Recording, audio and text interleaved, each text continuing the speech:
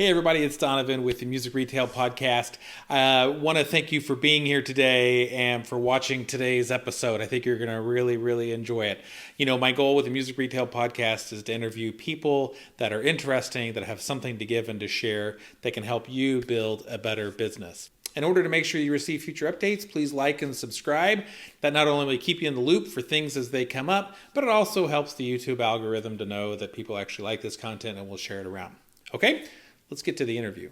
Well, today on the podcast, we have Chris Trombley, and Chris is from Keal Music up in Albany, New York. And Chris, you were a recommendation of a guest from Beth Houlihan from Kidder Music.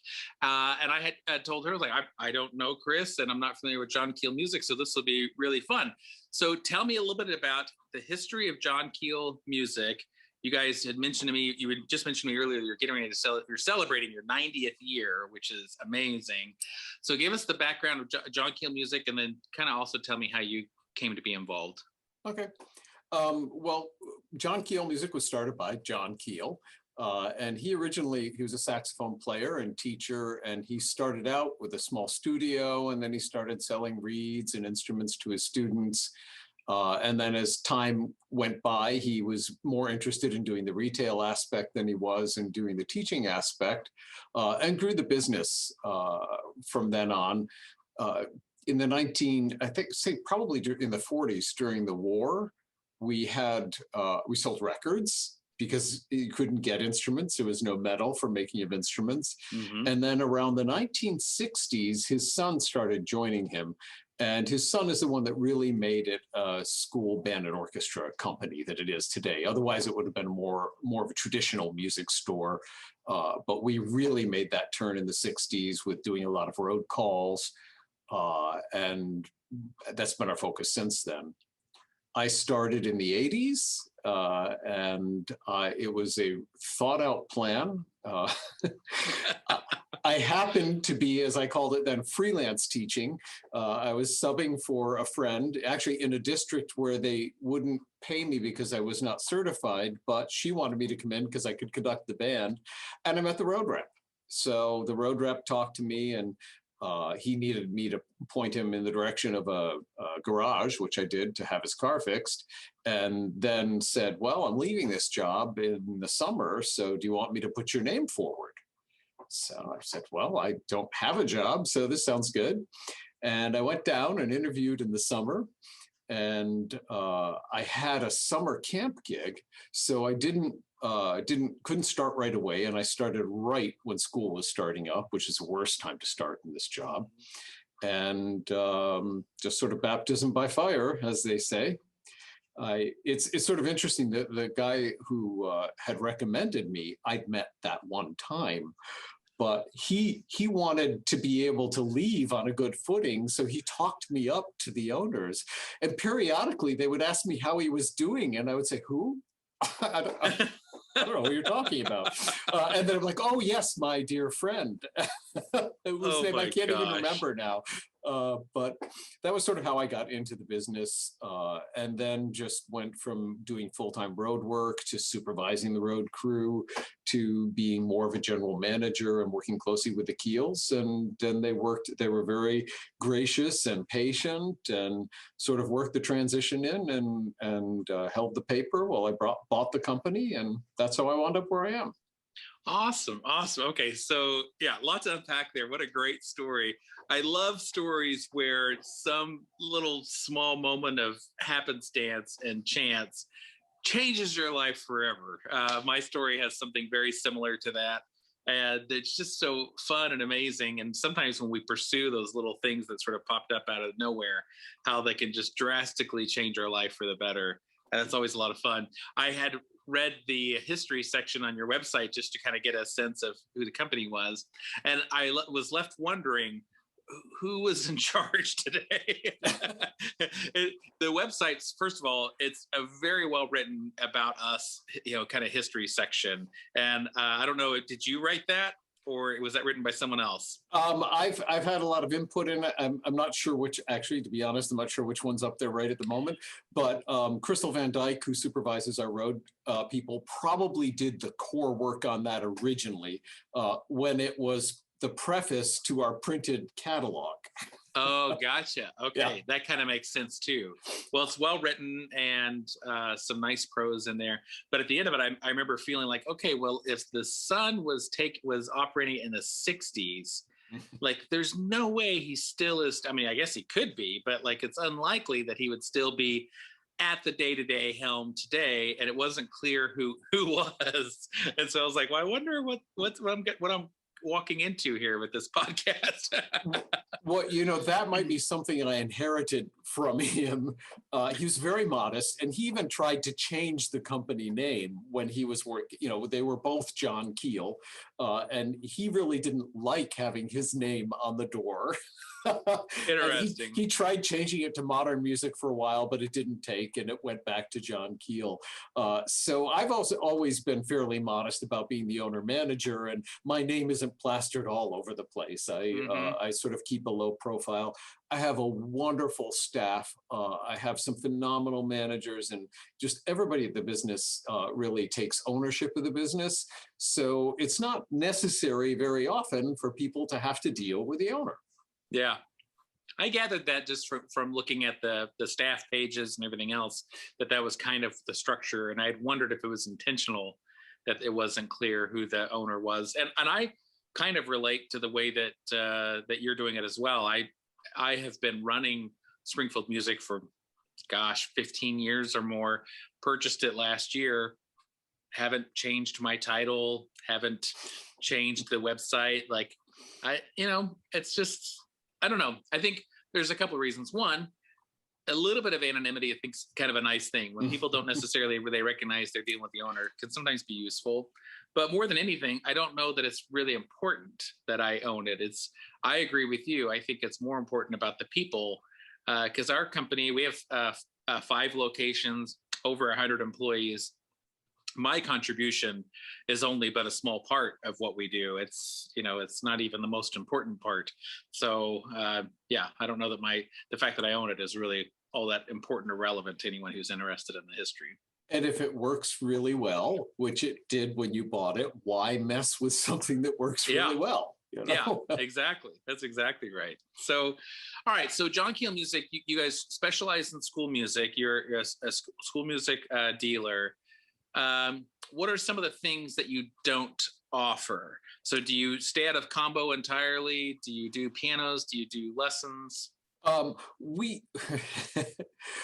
always stayed out of all of those things for the longest while. We've been doing more and more combo because our schools use it and need it. So really, basically what we try to do is we try to supply as much of what our schools need as possible. And for the longest while, that was staying out of combo because they weren't using a lot of it. They might buy one drum kit and 30 years later buy another one. But now that there are more and more of them that are using a bass in the band to just sort of round out things, that we've really started doing a lot more combo, less over-the-counter retail combo and more through schools. Gotcha. I swore I would never do sheet music. And our local sheet music retailer, who had been around for a century, I think, closed. And all of her customers were looking for somebody to continue to help them. So we started doing that about 5 years ago. I don't do acoustic pianos. I don't do any sound installation or any of that type work, but which is something schools do use. But I would say those are the things that we don't offer. Do you offer lessons? We try to. Gotcha. Not an important part of what you do, though. It is not an important part of what we do. It is at one store. And I've never quite gotten to the point where we've been able to duplicate that in our other stores. Our core Albany store is really in a downtown, more inner city area. So it's less conducive to people wanting to come in for lessons so much. That happens more in our Clifton Park suburban store. Gotcha. Yeah, that sheet music story is an interesting one. When I first came to Springfield Music 20 years ago, we had a large sheet music department, and I had never worked in a music store that had a substantial sheet music department. And I remember thinking, like, wow, like this feels like a legitimate school music dealer, because like we're carrying like not just band method books, but there's solo and ensemble music, there's musical scores, like there's full pieces for band. Like this is a big deal. And then probably within 5 years got rid of it because the market changed. And then I remember several years ago, we had a local person who wanted to come work for me, and he wanted to handle our print music. And I had told him, sort of similar to your story, it's like, well, that's not really something we do. There is a store in town that's been around for 100 years that kind of have specialized in that lately. Why don't you go there? Because the last thing we need is for both of us to try to like get into that category. And so he did a great job there. His name's Alex Huff, just did a really wonderful job. And then when that store finally decided to close, then we were able to bring him on, and kind of like what you said, like, bring on that side of the business primarily to serve the customers that were using it. And he had kind of built it up into, a meaningful business. And so we're doing it today. In terms of our scope of revenues, it's not anything that's large, but it's important, and it's filling a hole. So and it's steady. It's not going to keep the business alive, but every little bit helps. And it does help to employ a person. Alex works part-time for the local school district and then part-time for us. And it's kind of a win-win for both parties. And, that's not a bad thing. You're helping out your community, helping out your directors, helping out a fellow musician. It's hard to argue about any of those things. So when we started doing this, we only had one person who had time to really handle that. Mm-hmm. So I was the one that started doing that, which was good. We were able to set the parameters of what we wanted to do in the sheet music and not go whole hog. Right. So you're never really that interested in doing it. And then the opportunity came where you needed to do it, and you were the one that had to do it. Absolutely. Well, kudos to you. So how would you say that your business compares, or maybe a better way to put it is, how would you say your business differentiates itself from your competitors? Well, again, we're first and foremost school service. So I think that's one thing that's a lot of our competitors dabble in school service, but they don't really do it quite as much as we do. So that's a big thing. And our interpersonal relationships with our teachers. We still have a steady road crew that go around. During COVID, with them not going around, they were still in constant communication, doing Zoom meetings with them, certainly emailing back and forth, and just sort of trying to be there for our teachers. And I think that's a huge part of what has made our business so successful, is just the ability to communicate with our customers and be there for them. Yeah, that's been such a difficult thing for school service reps over the last year. On the one hand, you could be somewhat cynical and say, like, well, they're not having to run their routes and they're still getting paid and blah, blah, blah, blah, blah. But on the other hand, like, they are missing out on those relationships. And, those folks, it is a job, but it's more than just a job. They have the friendships and relationships that they have at their schools. And even with the students, our primary road rep told me a story the other day. He said that he was, the night before he was visiting one of the schools, the director said, hey, can you bring by a box of reeds tomorrow? And I need you to be here before 10. And he was like, well, I have this other school. He's like, let me work it all out and I'll get there. She's like, well, it's really important you're here before 10. He's like, yeah, okay. I'm doing what I can, And so, he, not to her, of course, but internally, he's, and so he kind of works the schedule around. It actually worked out just fine. And he gets there that morning. She's like, good, I'm glad you're here. Come back to the band room. And he goes to the band room, and all of that school's senior band class had gotten together to have a little party for our road rep, just to express their appreciation for them, because he had been there and helped them with like their marching camps and all this other stuff. And it just moved him to tears. He was just so grateful that he could be a part of that. And those are a lot of the things that we're kind of missing out on right now by not being able to be in our schools, like with our normal routes and routines. Definitely old school, but I think it's one of those things that there's still a lot of room for that, and there's a lot of desire for that. Yeah, I agree. So how has the pandemic affected your business? Well, income tanked.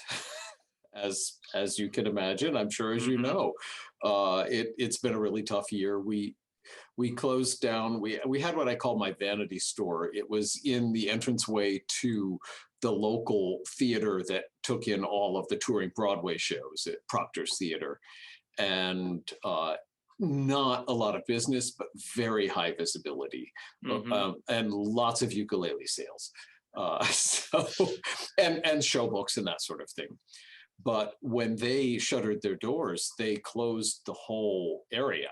And for a while, our customers were calling on the phone saying, I'd like to come to your store. And our manager would go outside, unlock the doors, let them in, walk them through the hallway to our store, and then walk them back and lock them back out. And after a while of doing that, I said, this is just not, we can't continue to do this. So we've shuttered that. Hopefully we're going to reopen when they reopen late fall next year. But that's one thing. We did shut a store. As people have left, I have not replaced them. We did a little bit of cutting in some of our cleanup crew because our road people needed to fill their time. So they've been doing some cleanup of horns and yeah, it's been tough, but we found a narrow path guiding us to 2022 when hopefully things will be a little closer to normal in terms of cash flow and income. And I'm confident we'll get there. Good. How do you think this fall is going to shake out? Do you do most of your rentals in the fall, or do you do a lot of spring rentals? We do most of our recruiting in the spring, but the rentals it's all for fall schools. Gotcha. And I would say before COVID, we were at 75%, 75, 25 or something like that. That has changed a little bit with COVID. So more of them keep pushing it off each year, thinking it'll be better in the fall. But the way we've been doing it this year is it's been all virtual for the spring one. So a lot of Zoom meetings.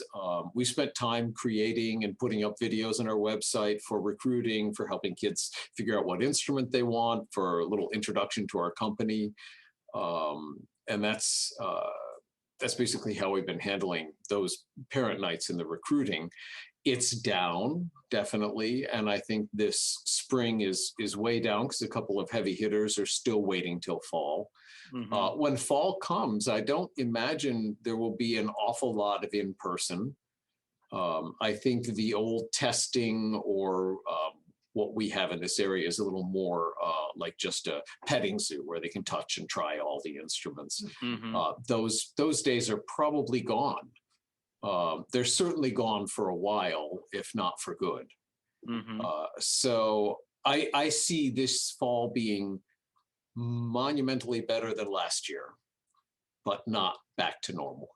Yeah. I think it's going to be at least another year before we see a cycle that's starting to look a little like it did in 2017, 2018. Gotcha. Okay. Hopefully it happens quicker than that. I sometimes think that with these precautions that we take, it's going to be the first person that decides like, hey, I'm going to do these safety measures and that's going to be adequate.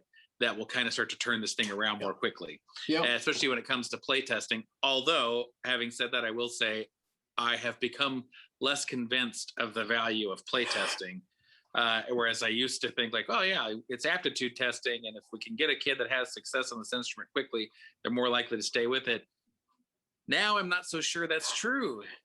Yeah, and I just was speaking with one of my teachers about that today. And she said she has noticed no change in retention, no in terms of kids switching instruments and moving around, nothing out of the normal. It just seems like any other normal year, there are just fewer kids. Yeah. And, I think they will probably not go back to doing the massive testing. They would bring the whole staff in and there would be a day of testing them and it would be a big event. And I think it's good to have the events to get the kids excited, but I'm not sure that the testing is necessarily all that beneficial. I was just getting ready to say that. I have started another podcast aimed at just our local music educators. I say local, our educators that are in the state.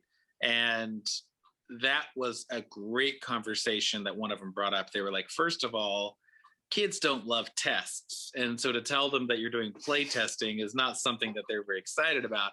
Plus, that immediately starts to set up these pass fail type expectations for them. And if they don't quickly have success with an instrument, they start to think like, oh, I can't do that. I can't do that.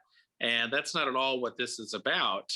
I know for myself, when I was presented with the option to join beginning band, we had a slideshow with the different instruments, and I don't even think it was video. I want to say it was a slideshow and then like recordings of the instruments, and we picked off of that. And I think the interaction with the students, culling the students out of their math class and talking to them about band and doing something to get them excited about band, I think that's a worthwhile recruiting activity.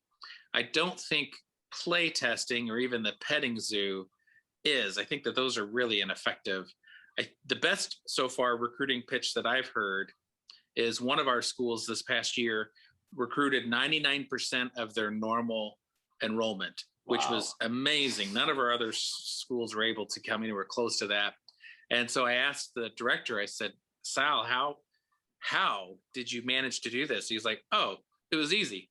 He said, I got all the kids together, the incoming, the fifth graders. And I asked them, I said, how many of you have ever been to the beach before? And I said, this is Missouri, and like a few kids raised their hand, and he was like, cool. Okay. Put them down. How many of you ever been to Disney World before? And like even fewer hands went up. He's like, how many of you would like to go to the beach and to Disney World with all of your best friends? And like all the kids hands go up, and he's like, and without your parents. And then everyone's like, ah! And he's like, well, if you join the band, then when you get to high school, and he does that, and like, man, they were all just like, yes, sign me up. Best recruiting thing ever, in terms of getting them involved. Yeah. And then after that, they do the whole, like they show instruments and they do the video testing or not testing, but the, showing kids the various instruments. They have high school kids come in and perform and play them. Kids are picking, but at that point they're already in band. Yeah. And I thought, man, that's brilliant. That's brilliant. I don't want to just leave it where we're not doing something to get that kid excited, but I don't think the petting zoo or the play testing is the effective way to place them on an instrument. I had one string teacher, and she's still with us, but I don't think she's subbing anymore, and probably quite elderly. Would go into a classroom, and before she went in, she would go to every single classroom with the violin, viola, cello, and bass, and she would play each of them. And whichever one she wanted to push a little more, if it was a low cello year, she might play something really exciting on the cello or on the viola. It might be a Star Wars theme or something. Yes. Then as she would talk with them, she would know which kid was perhaps the leader, and the brighter one would grab that kid and give him a little mini lesson and have him draw the bow across the instrument and play a few things. And then she would get them all so riled up, she would ask them, how many people want to join the orchestra next year? Every hand in the classroom went up. Yeah. Yeah. And that's how she got them. She would just go in, but part of it, her excitement and her energy and her charm, and then just getting them and involving them and listening to them, and they all wanted to do it. One of my other directors did the exact same thing you just described. He'd have both he and his assistant director are woodwind players, and they would struggle to get brass players signed up. And so he when they would demo the woodwinds, they would just have him play a scale. Just a scale and just something very, very simple.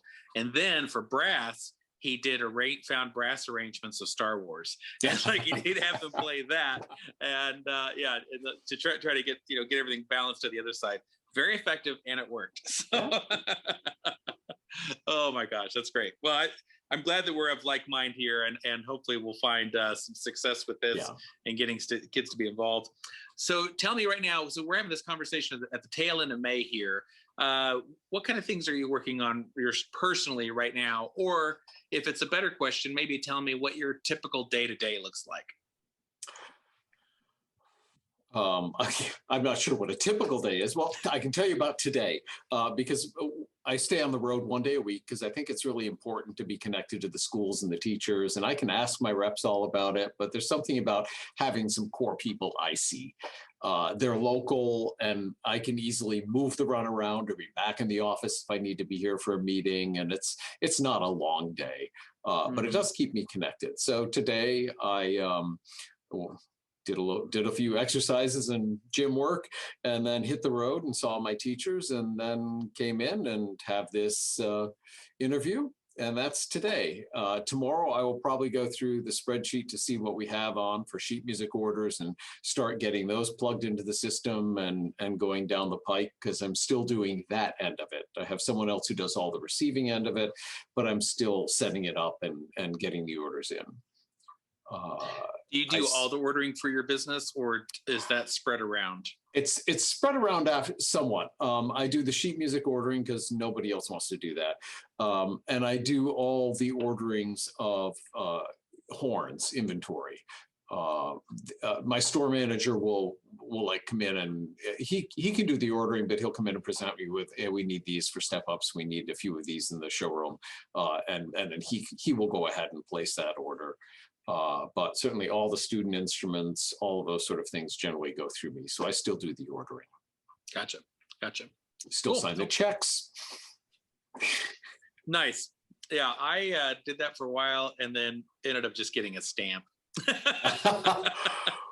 Well, we write too many checks. Like I was just spending way too much time doing it. And so I thought, I'm going to just review the check runs, but I'm not going to sign checks anymore, and it's been okay, but I have a check stamp story about I want to hear this. All right, well, we had this was back when the Keels were still running the business, and basically it was run by a husband and wife, and Pat ran all the office and took care of all that, and Jack was on the road and handled all the customers and the ordering, and then as they brought me in, I did more and more of each of their jobs to understand how it all worked.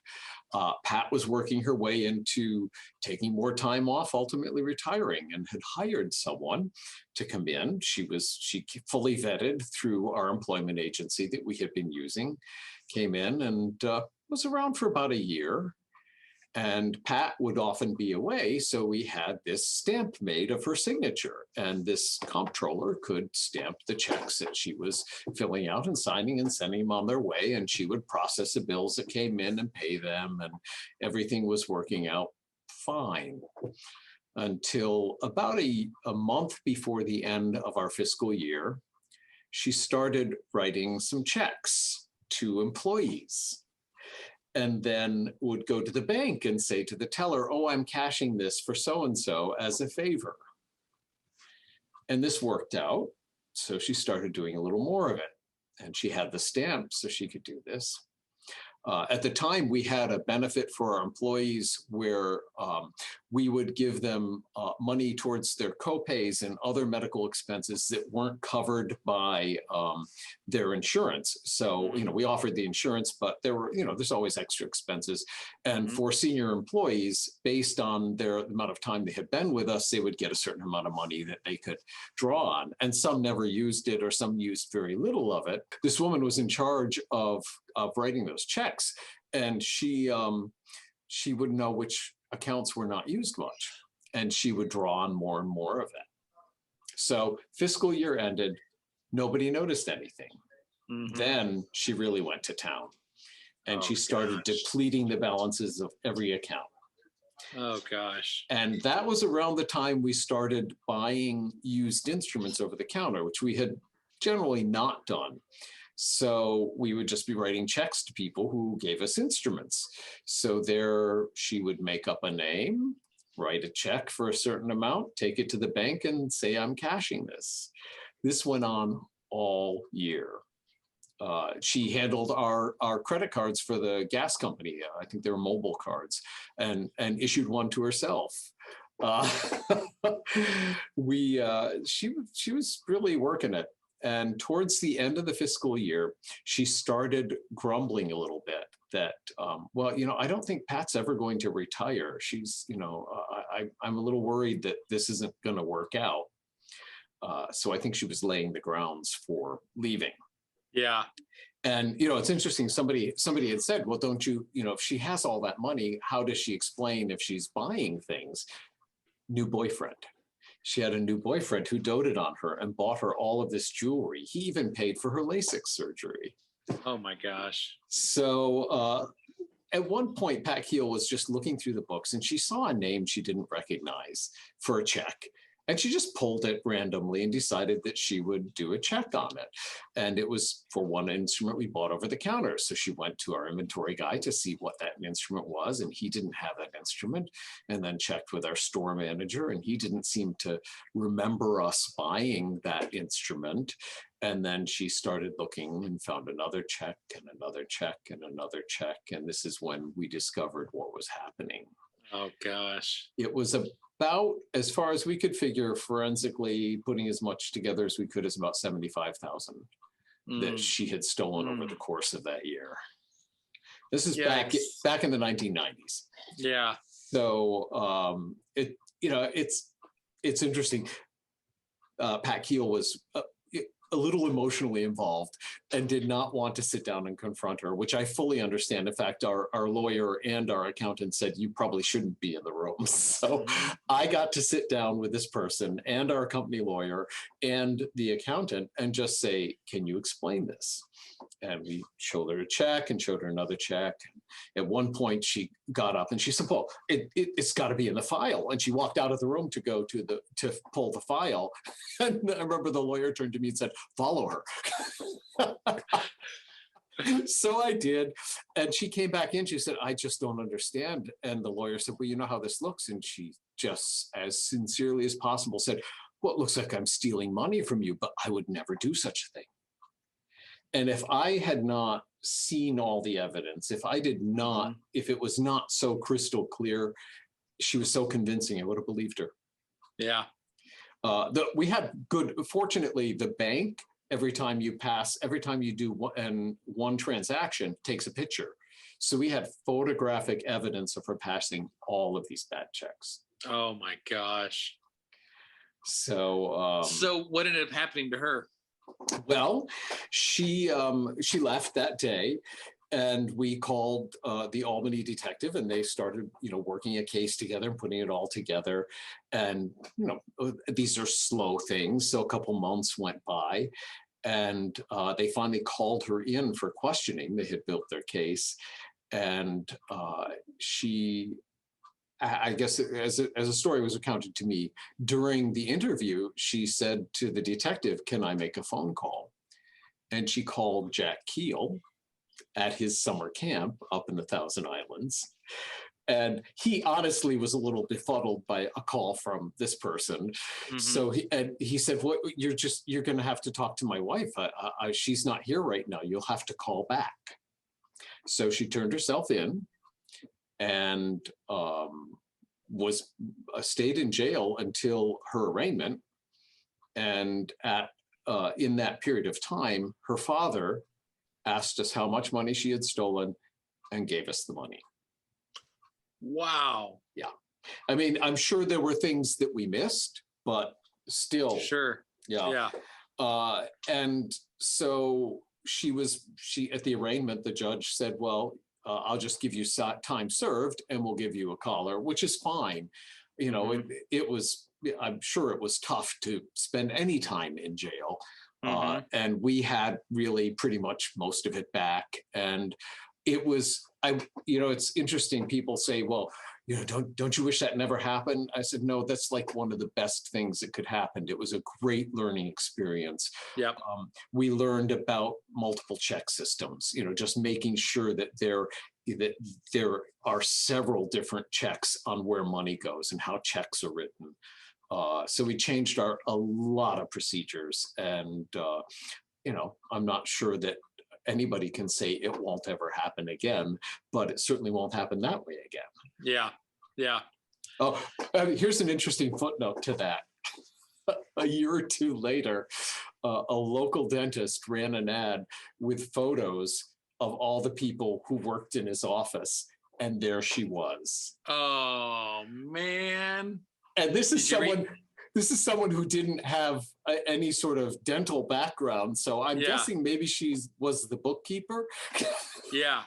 Did you reach out to the dentist? I didn't. We talked about it for a gosh. while, and I just didn't want to take any sort of chances that I was. Yeah. Yeah. Well, kudos to you all and to the owners at that time for actually taking action, because a lot of people find themselves in those situations and don't really do anything other than termination. Yeah. And you've got to. We went through something really similar.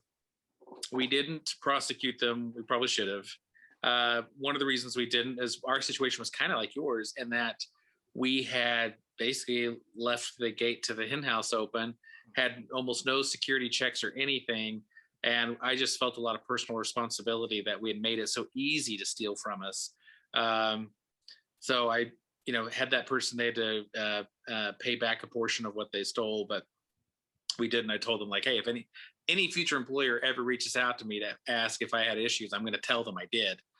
So like if you do this again and someone reaches out to me, like, I'm going to tell them. So I'm hoping that person has kind of straightened up since then. And like the way it almost always happens, it's it was one of our most trusted people. Mm-hmm. And it was never the person that we would never have suspected.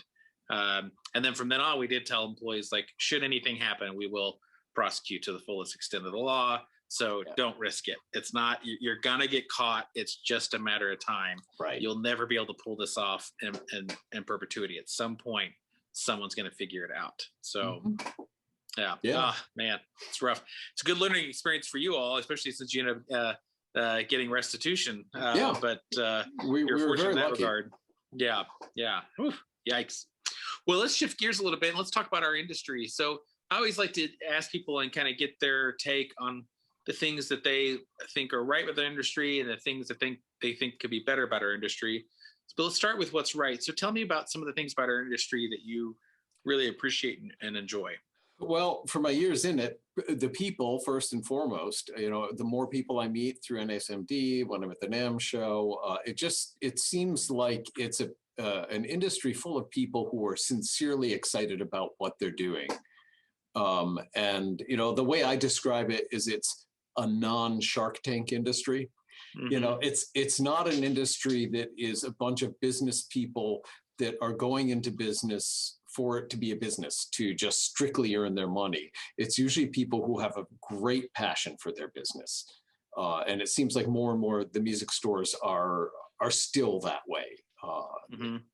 It's a very personal type of business for most people. And I think that's a great part of the industry. I feel like I could name some competitors, especially some national ones, that maybe don't quite have those altruistic feelings that you've described. But in general, I would agree with you. So, there definitely is. There is what I call the big boxification of our industry, and it was going to happen eventually, and it is happening, but it doesn't seem like it's happening at breakneck speed. So I figure we're mostly safe.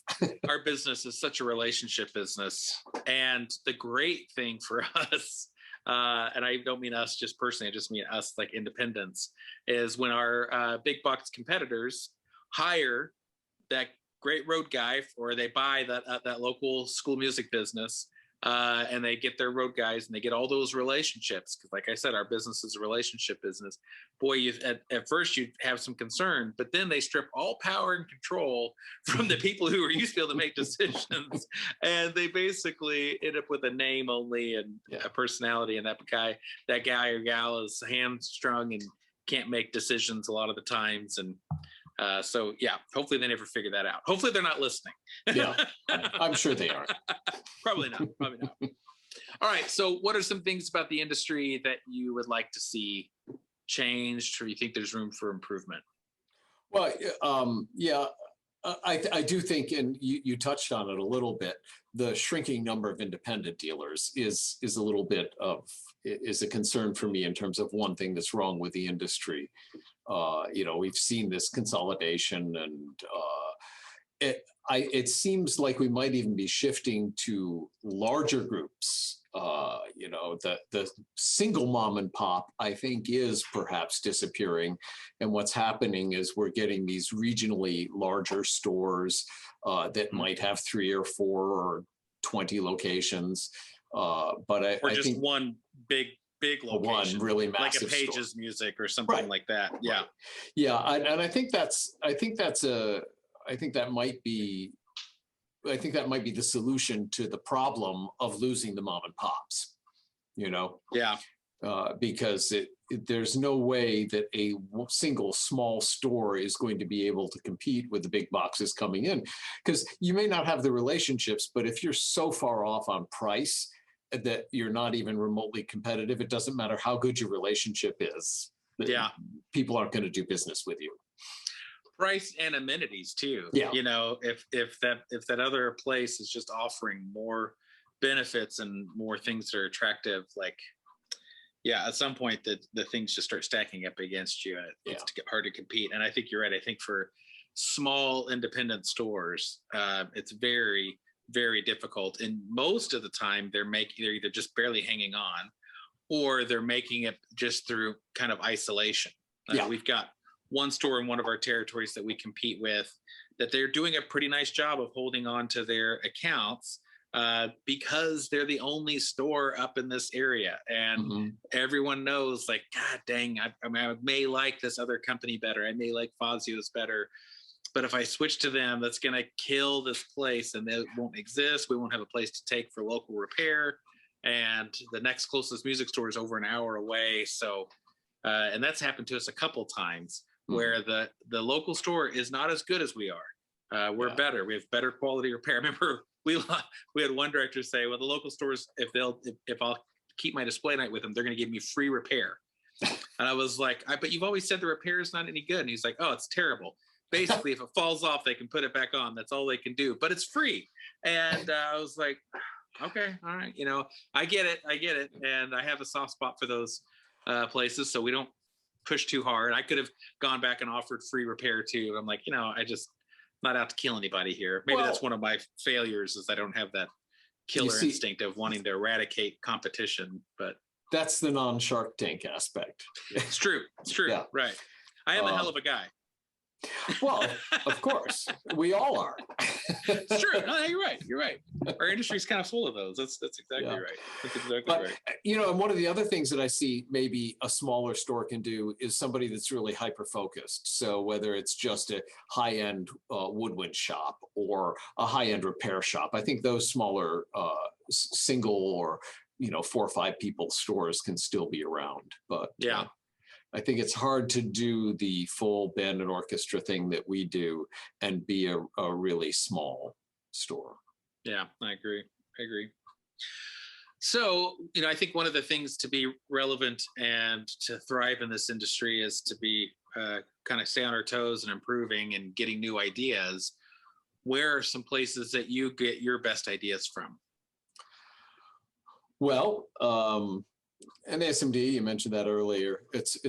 I've been going to NASMD since 1989, maybe thereabouts, and that's been phenomenal. I noticed, in the early days, a lot of what I'm doing is taking other people's ideas, and now a lot of what I'm doing is giving back, which is just part of how it works. Good.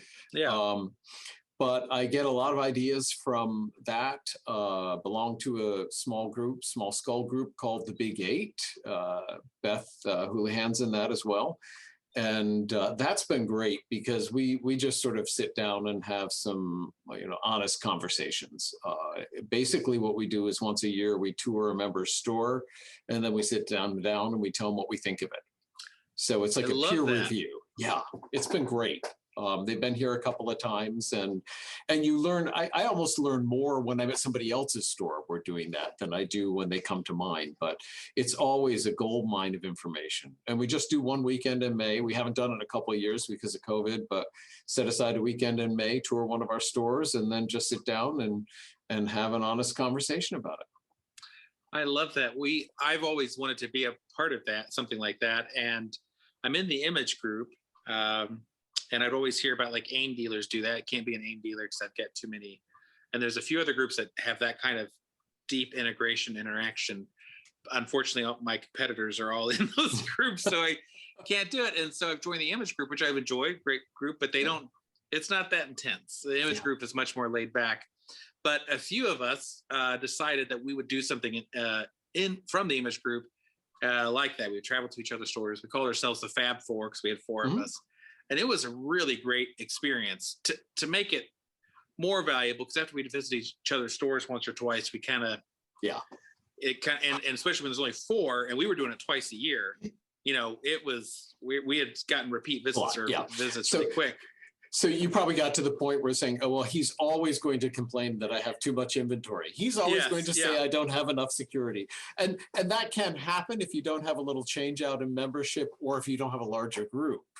Well, we wanted to expand it to the image group. But for some reason, we kind of did it as a sort of a pilot. We presented and shared it.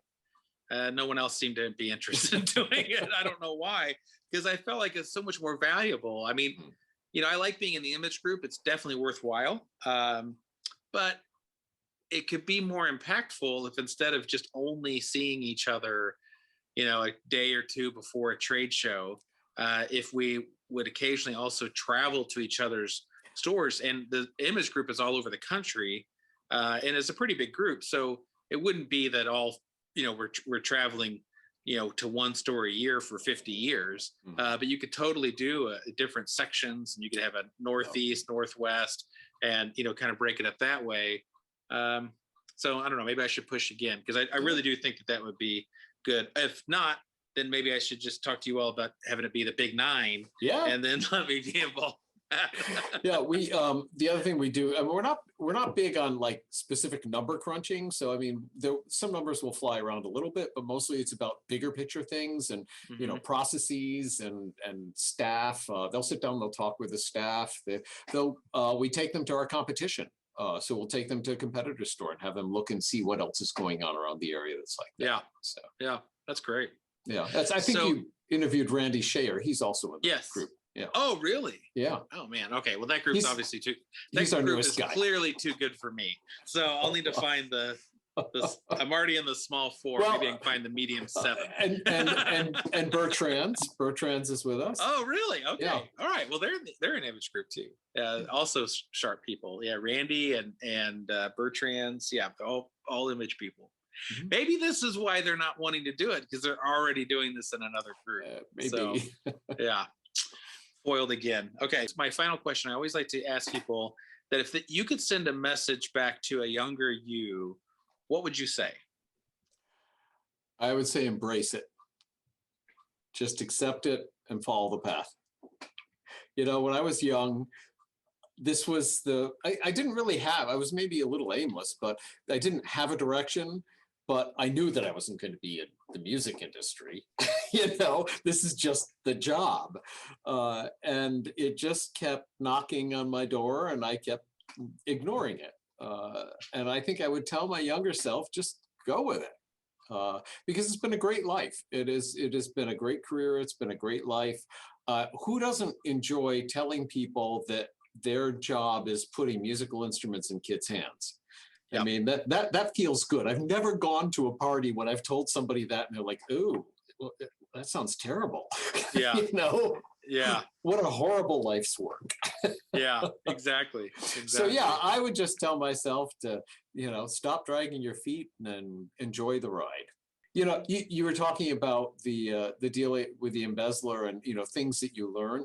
I learn every time somebody leaves.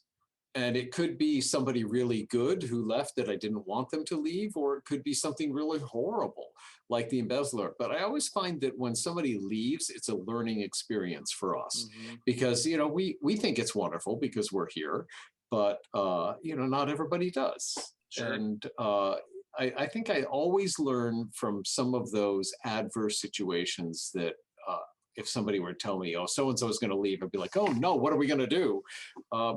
It's always been good and I've always learned from it. So that's the right mindset to take. You know, you can always learn something, or everything is at least an opportunity. We had an employee leave this year who intentionally decided to, burn the bridge and do it in a very caustic, negative way because he disagreed with something a decision we had made. And I felt like we'd gone out of our way to explain why we were doing something, and he intentionally didn't want to do it. And he was disciplined for it just through a documented conversation. I even told him, like, hey, I know like nobody likes to be written up, but this is not a big deal. We'll get over it. But there has to be some repercussion for you not doing this thing that, we said needed to be done. And but like, we'll get over this. Don't make it a big deal. Well, he ends up quitting and going out in spectacular style by like just trashing me on Facebook. Actually, no, it's worse than that. He had his wife trash me on Facebook, who I don't even know his wife. I don't think I ever met her. And tagged me on it, and it was really terrible. And of course, there's one side of me that was really angry about that. But there's another part of me that the part that is the part that fortunately kind of controls me first stopped to think, like, does he have a valid complaint? Is their anger valid? And I mean, this will sound somewhat self-serving, but no, like I looked at it and I was like, no, our request was not unreasonable. His behavior was unreasonable. And so then I thought, okay, well, no, I don't think he does. All right, but how do I handle this from here? And so he worked at another location. And for next time I was in that location, I just got the rest of the crew together and was like, I know you guys have all seen this, and I just want to talk about the points that this other employee made. I want you to hear my side of it. And I want you to know that if any of you, were to feel this way in the future, that this is something that we could talk about. And for your own well-being, you should not depart any company this way. Because this person worked for us for several years, and he can never use us as a reference now, And like, so if you're upset, and I may make decisions that you don't like, we can talk about it, and I will change my mind if I become convinced that you're right. But if nothing else, you'll at least be heard. And the good outcome to that was I felt like the respect that the people in that location had for me went up, because they saw that I handled it in a dignified way. I didn't stoop to his level to respond, and they felt like that I was not treated fairly. And then for us, we learned that continuing to be transparent and open with our people will hopefully mitigate some of these situations. But sometimes you can't fix it all before it happens. So you're not going to make everybody happy. That's right. You just can't. But it's good to kind of autopsy it and look at those things to look at those, because I would say most times we find something that we could do better. Yeah. Most times when someone leaves or when there's an issue, we look back at that and think, maybe they weren't right, but neither were we, or we could have been better in this one way.